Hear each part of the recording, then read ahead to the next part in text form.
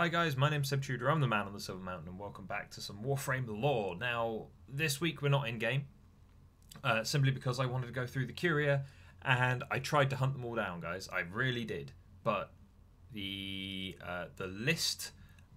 several lists of where they were that I came across seem to now be inaccurate, so the locations of the Kuria seem to have been at least somewhat moved and shifted around a little bit. So I'm not 100% sure where all of them are.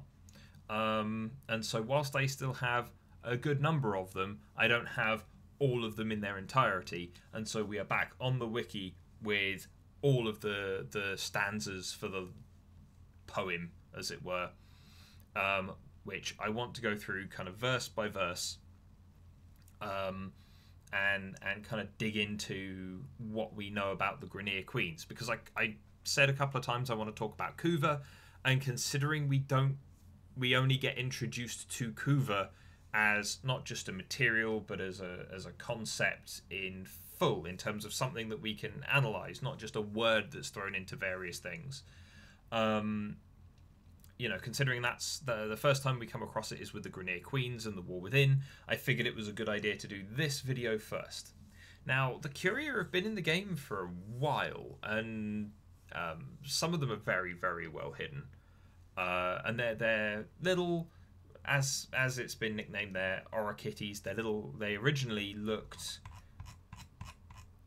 There you go. They originally actually looked much more like an owl or a cat, with kind of the frost kind of panel, not panels.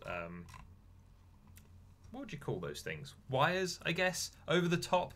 And then they got turned into being these much more kind of slightly obscure looking ornamental bits and pieces. But when you find them and you scan them, it's kind of something that pops up and just tells you one line of these various kind of stanzas in this kind of poem here. So I want to go through the poem, and it tells us the story of the Grenier Queens, and it's kind of interesting, and so I want to go verse by verse and just kind of break it down and kind of try and put it into context, because there are still there's a lot of interesting information in here about where the queens potentially came from. It doesn't answer everything, but it gives us maybe a bit more of an idea of certain elements. So the first part is a story once lost, recovered by fate. The tale of two sisters who bore the same face. So, yeah, okay, well, we know that it's the twin queens then. That's fairly straightforward. Considering, the other twins that we are aware of are the Lorists that are mentioned, but we know that at least one of them dies, and then quite likely that the second one does as well. So, hey, there's that. But then the next one is where we start to find things that, a bit more interesting. So we already know that the Orokin kind of saw twins as being a bit weird, because obviously everyone was grown in these gene molds, which we can guess are kind of like the tanks that we see Tilregor's tube men growing in and stuff like that. It seems to be based off similar technology, and so it's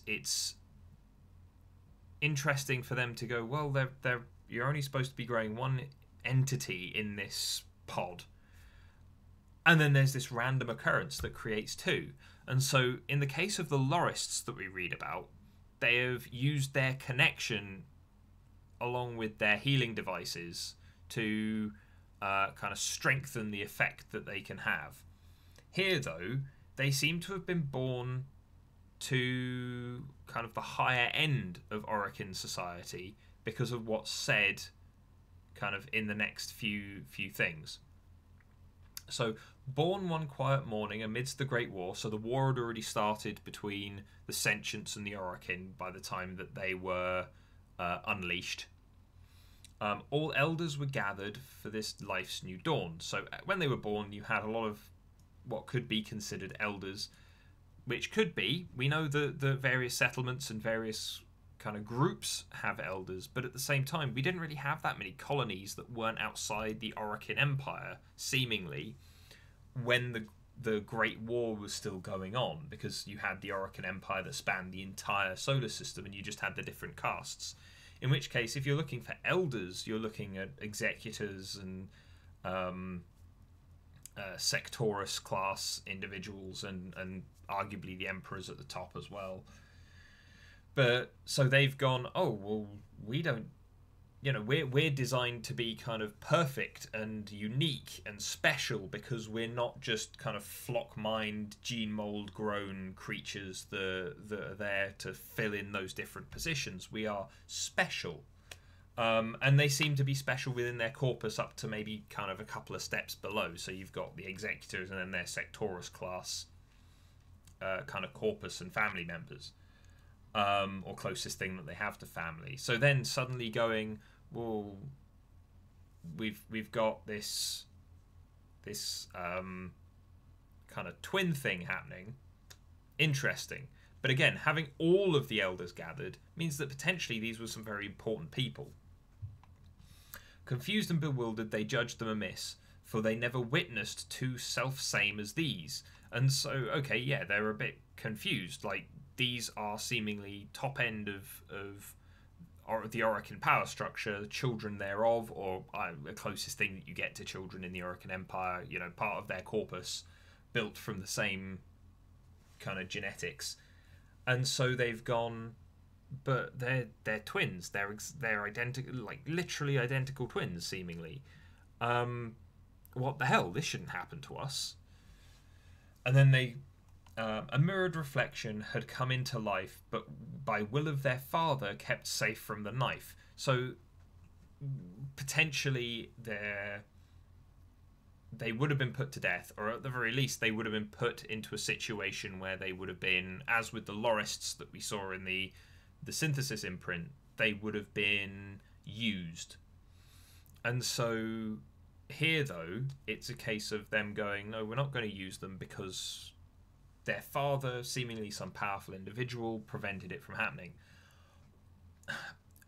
There's a part of me that wants to speculate that Ballas could be their father, but then the question would be, okay, so if he provided some of their information, where the other information would come from, would they...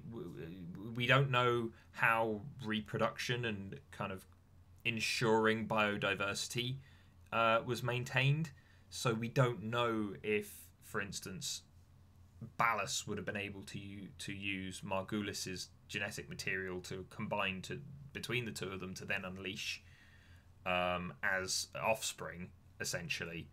Or if it was all automated or something like that. We don't know enough about that at the moment to be able to say. But what we can say is that at the very least a male executor or one of the emperors, even possibly, was there to ensure that these twins weren't treated the same way as other twins would be otherwise. Their sameness was shunned as slave-like and soiled. They tended their strays, rejected by all.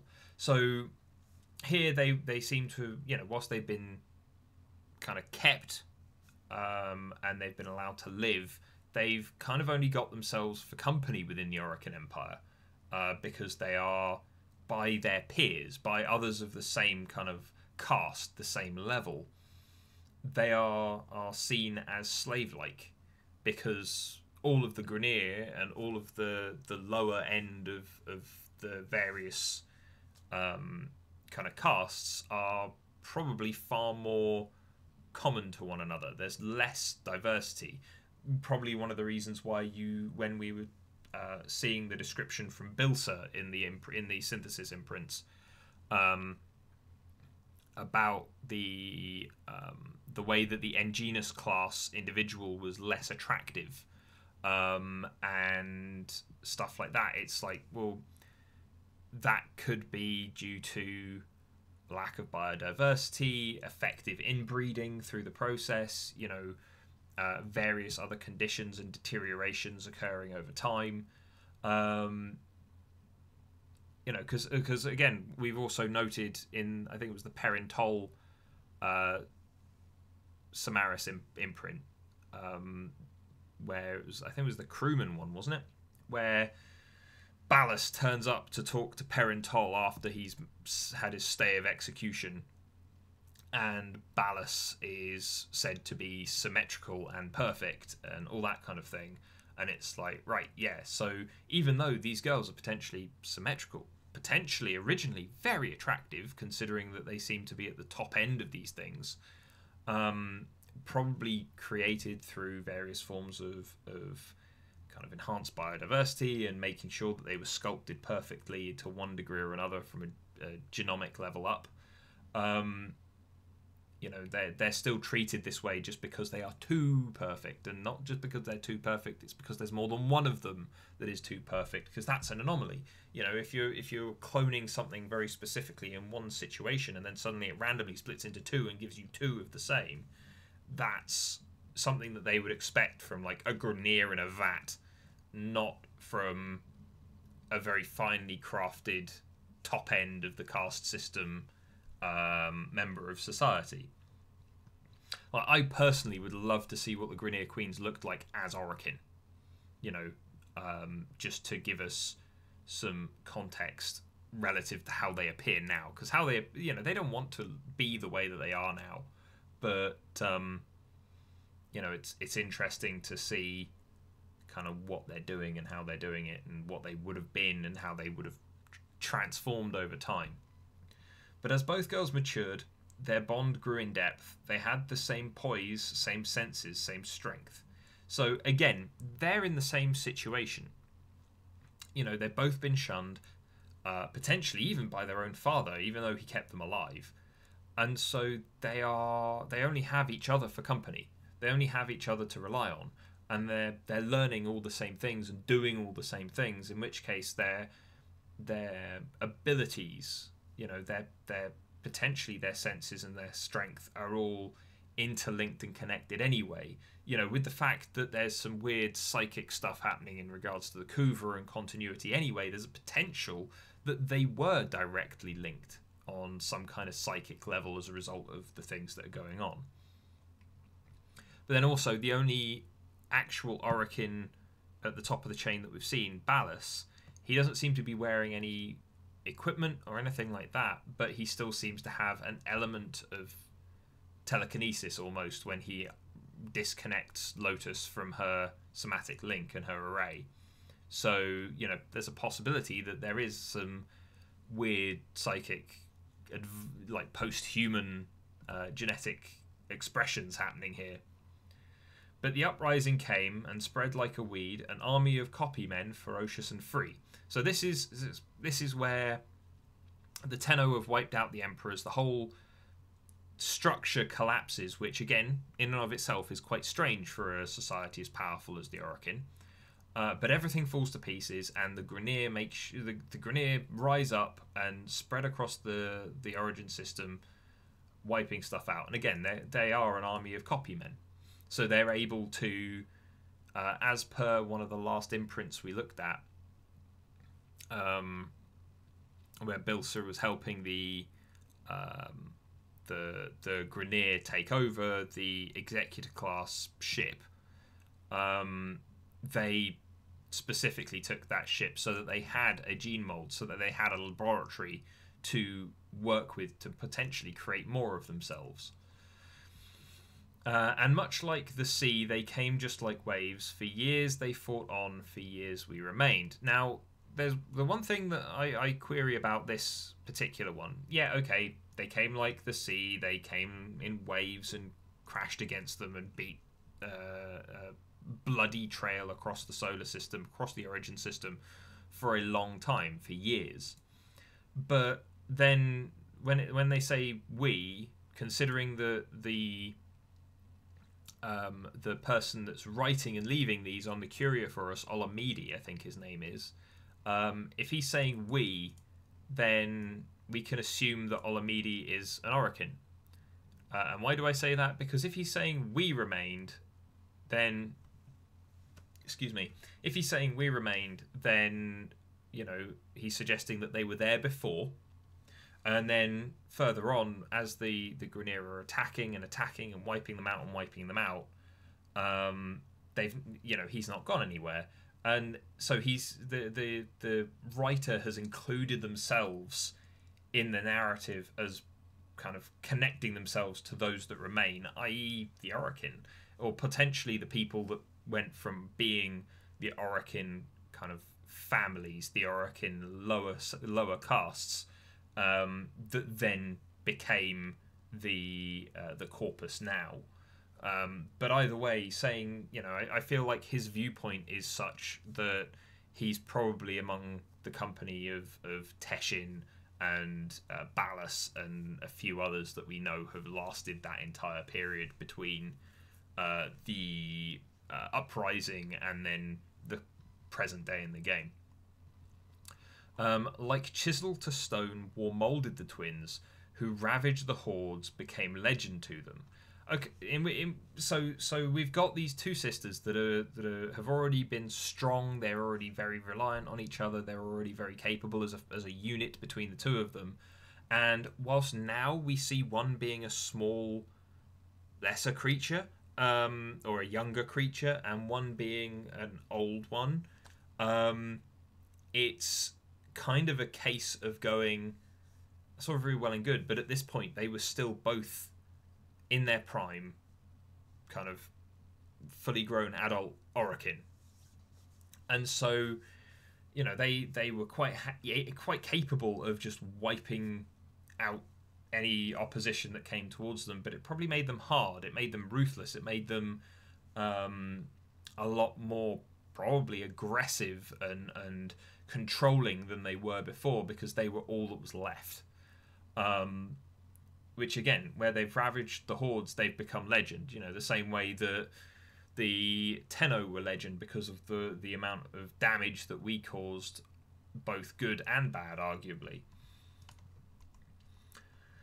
They had a deep strength that came from each other, unlike all these copies, identical but not brothers. So the way that this is capitalized, it's like part of me thinks there's more than just the fact that they are close twins that have had to rely on each other and grow over that time, which is possibly where the disconnect between ages of the two sisters has happened, and also potentially why the younger one now, the Worm Queen, is hunting for Kuva with seemingly the idea of bringing her sister back again. Or at the very least repairing her, depending on what choice you made at the end of the quest. So it's an interesting thing there, that it's highlighted, and that they have this deep strength, but that it comes from one another, and it's weird and interesting. But again, here it's highlighted the fact that even though they're identical, even though that they were cast as slave-like and diminished by the fact that there were two of them, the fact that they were actually siblings is what made the difference to the Grineer, and what made the difference overall to the situation. These two had lived together, grown together, developed together, understood each other, whilst the copies didn't have that level of cognitive understanding of one another, let alone anything else. The copies could see it. They yearned for it too. If the twins could do it, perhaps they could too.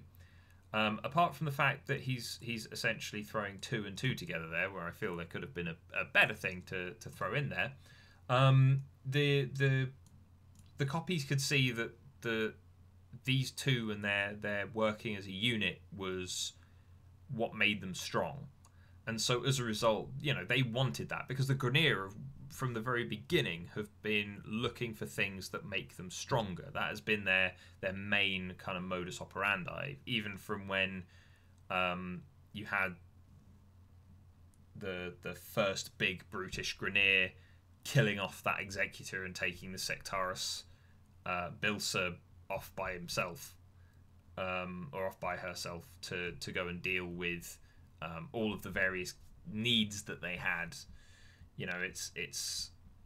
They were always looking for an advantage, always looking for a way out, always looking for the next thing to make them stronger, to make them grow faster, and whatever else. So if these two twins that were basically the same, but also in a way that couldn't be perceived, You know, they wanted that, but then how would they attain that? You know, it's a difficult thing to try and translate, being siblings and growing up in the same environment throughout the entirety of your life, and even the small differences between the two of them in terms of perceptions, in terms of understanding, in terms of things that they knew, being able to relate between the two, and possibly some weird sci-fi mumbo jumbo as well, attached to this.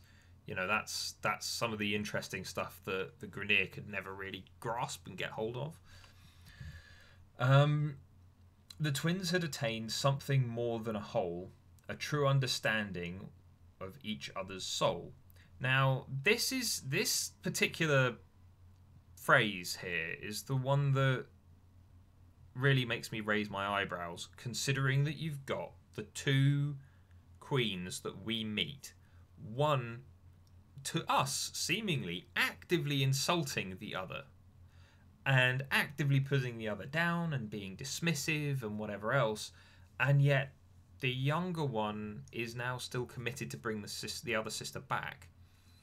So here there are two ways that you could take it. One, maybe this is because this has been in the game for a while, maybe this particular phrase is particularly accurate to the way that they wanted to portray the twin queens now, or it's a case of going, well, yeah, but you've got one that's very young and one that's very old. One that's now old is looking to move on into something younger to kind of match up and pair up with the younger sister, arguably.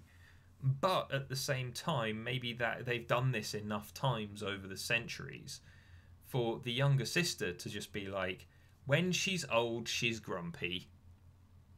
And when I'm young, I'm not. But we're still sisters. We're still on the same wavelength, we still understand each other, and it's just the way that we operate. You know, when I'm old, I'll be the grumpy one and she'll be the happy one, and we'll just go through these cycles again until we match up again, and then we'll both be happy at the same time, we'll both be grumpy at the same time, and stuff like that. You know, whether they understand each other and the cycles that they go throughout their lifetimes, in different bodies enough to, so that the diminishing kind of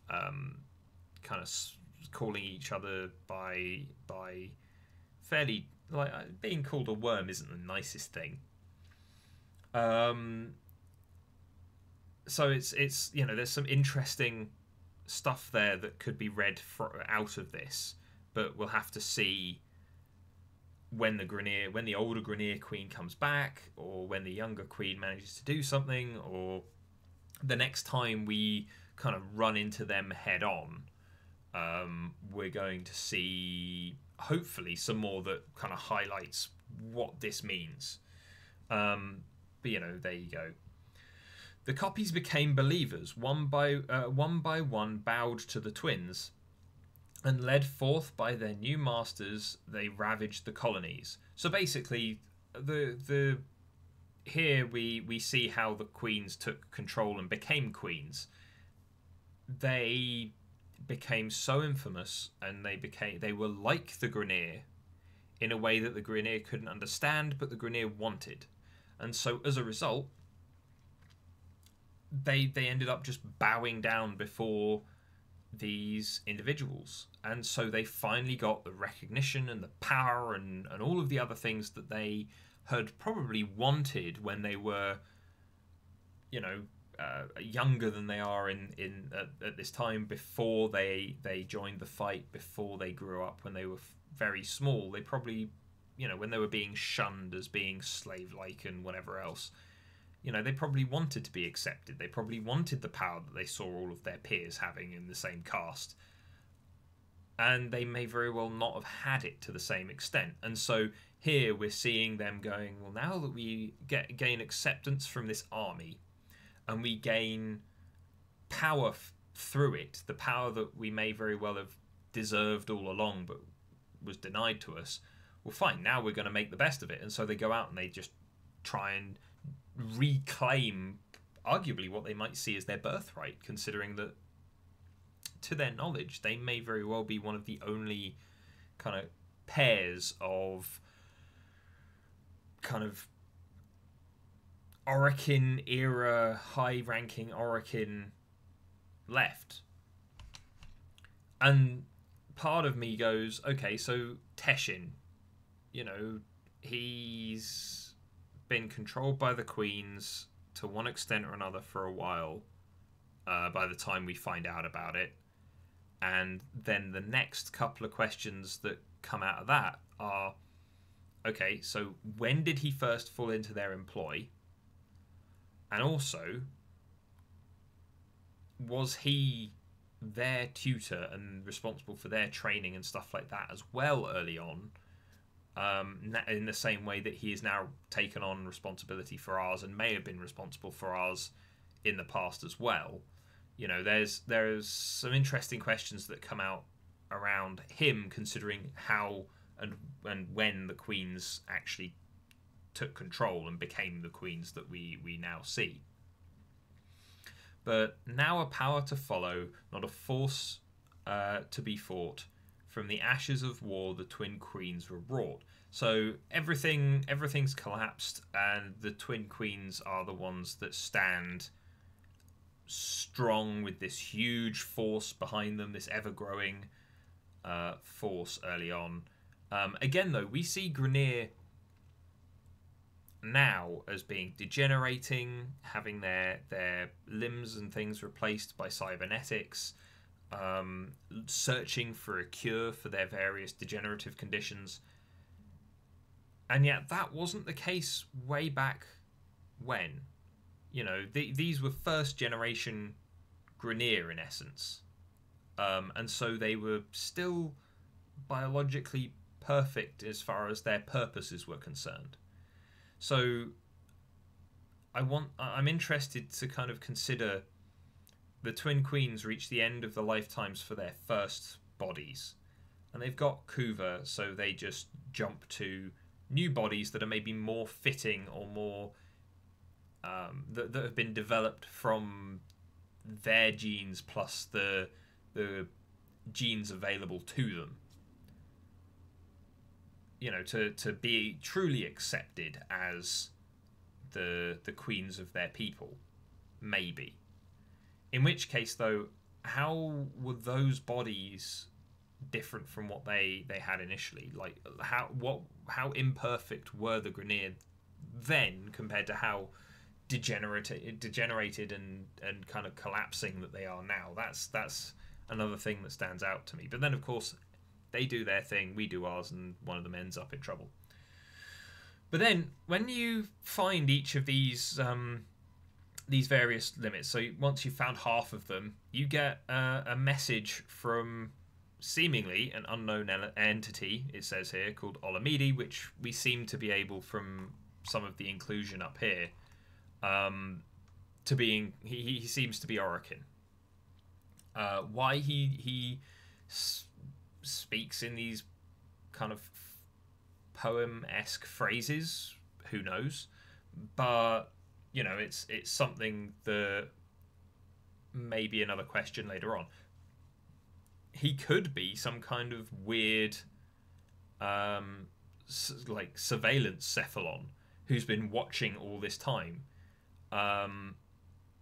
which, again, if he is, and we know that we've got certain other individuals from the Orokin period who've been watching the system, could very well be that we've been finding dead, like essentially coded info dead drops for Ballas, for the Stalker, for Lotus and her crew even.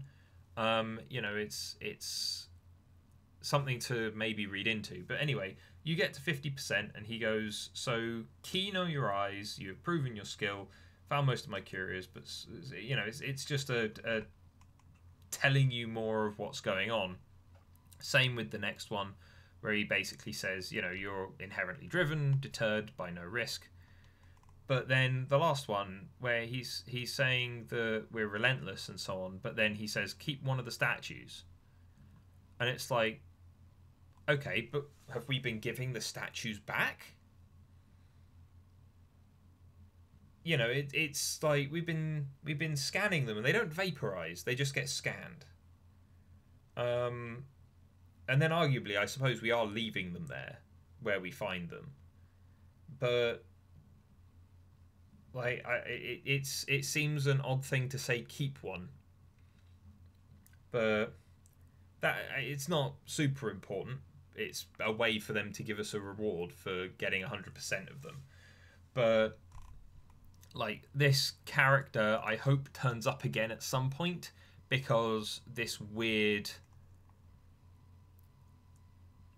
kind of communicating through 4-line poem phrases and things like that is interesting, because we've got the quills now, for instance, who are information gatherers.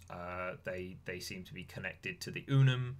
There's a connection with the old Orokin Empire there and the way that it all worked out. And they talk in weird ways because they are seemingly connected to the computational power of the Unum, the tower. And as a result, they seem to be processing potential futures at very high speeds. And I'll get into more of my speculation and my theories and some of the things that sit around that when I get onto the Unum and Plains of Eidolon. But here's an interesting thing, and it highlights again though, like how parts of Orokin's society worked, and how, as Pallas points out at various points through his dialogue that we've heard from the various trailers and various things in quests, where he says things like, such and such a thing was our downfall. Greed was bad for us. We didn't fear enough. And it's like, yeah, because they didn't fear, they just didn't care for, and they judged these two twin sisters who were strong enough, powerful enough, capable enough to get through everything and take over an entire empire unto themselves. The kind of this brutal kind of warrior-based, fighting-based empire that grew up out of the collapsed empire that came before. And if maybe they had been treated better, if maybe they hadn't been kind of crushed and shunned in the way that they had been, then maybe they would have done more to be able to help maintain the Orokin Empire post-uprising, post-collapse. But, because from what we've seen of the way that the Queens operate and so on, there's not an awful lot of what the Orokin were left in the way that they operate.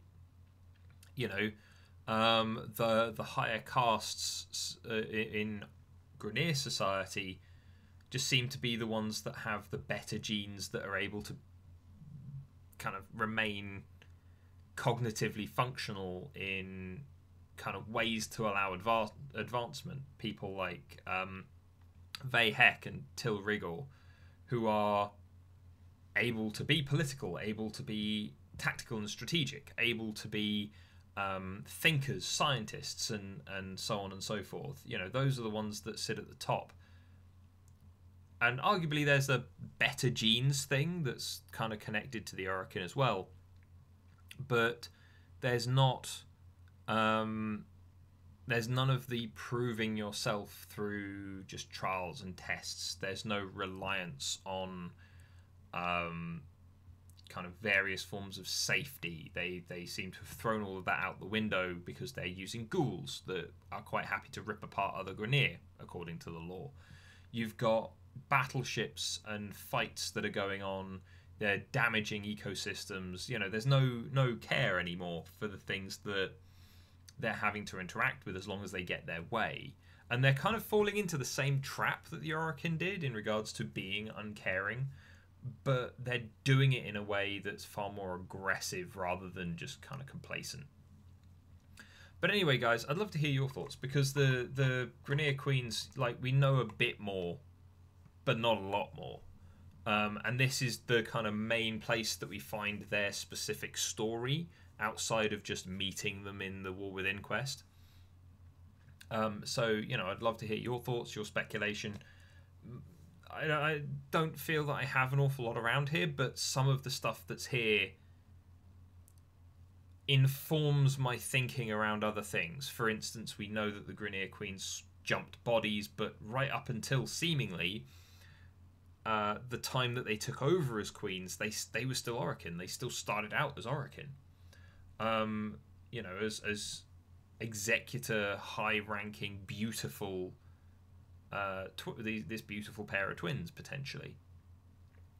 And so, you know, I again that makes me go, okay, so what did they jump into next? Did they manage to find other Orokin bodies or corpus bodies or whatever else to move themselves into at the end of the lives that they had there?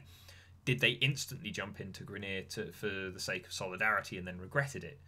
You know, there definitely seems to be some regret around it, considering the queen is trying to, or the older queen is trying to steal our bodies to do more with.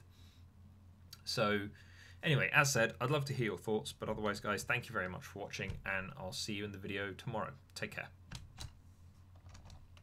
Thank you very much for watching, guys. If you enjoyed this video or found it interesting, then please drop us a like, share this video, and subscribe for more.